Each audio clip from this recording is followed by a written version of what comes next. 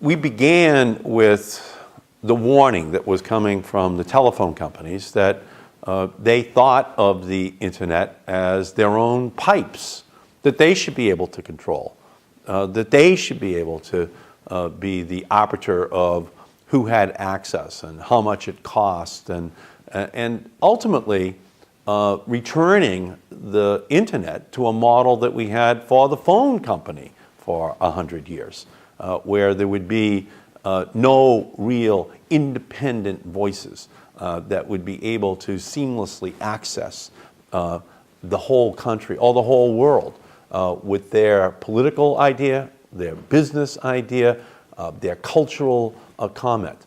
Out of the grassroots of America rose this blogosphere that cared about the internet freedom that was so central to democratizing access to information without having it be filtered by phone companies or cable companies or broadcast companies, so that the American people and the world would be able to communicate unfettered.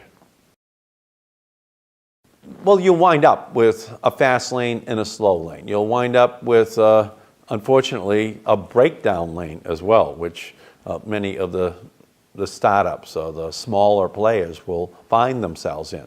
And so that wouldn't lend itself to this open, chaotic, creative atmosphere, which has been the singularly most important characteristic of the internet from its origin.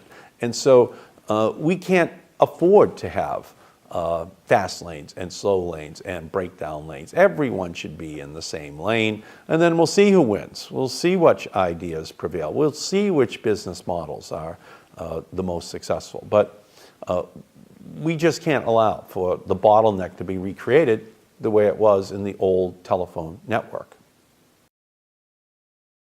Now, we're in a new era. We're in the Obama era. We're in an era where the blogosphere largely contributed to the election of a president who understands that. And so we have a chance now to once and for all put on the books the rules, the regulations that will guarantee that openness and guarantee that freedom will be the personality of the internet forever. Well, for me, I love having all the company. 4 years ago, there wasn't a lot. But like the cavalry coming over the hill, we're getting stronger by the week. And as the blogosphere explodes in support for this whole issue, I think that we're beginning to see the makings of the real possibility that we can put the network neutrality principles into law. The FCC is beginning the process of putting net neutrality rules on the books.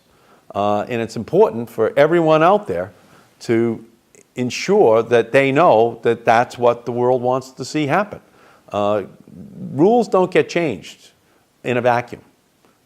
The FCC and Congress are stimulus response institutions, and there's nothing more stimulating than millions of people blogging and saying to the Congress and to the FCC that they want their internet to have an open and free architecture.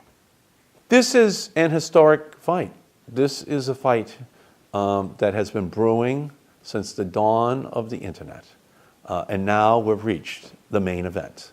And it's the blogosphere versus the cable and telephone companies that want to create broadband bottlenecks. And the outcome will be determined by the passion that the blogosphere, that the advocates of net neutrality bring to this fight. And I'm confident that in the end, it will be their hand which is held up in victory.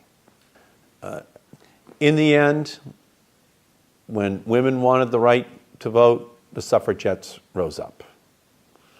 In the end, when people wanted minorities in the South to vote, the Freedom Riders rose up and those laws were changed. And now, if we want net neutrality, the blogosphere must rise up and it must put pressure on the political institutions here in Washington, D.C., and we will have net neutrality.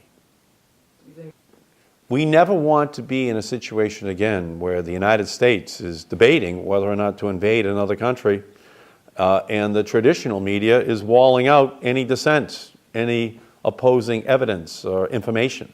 That's why it's important to fight for network neutrality.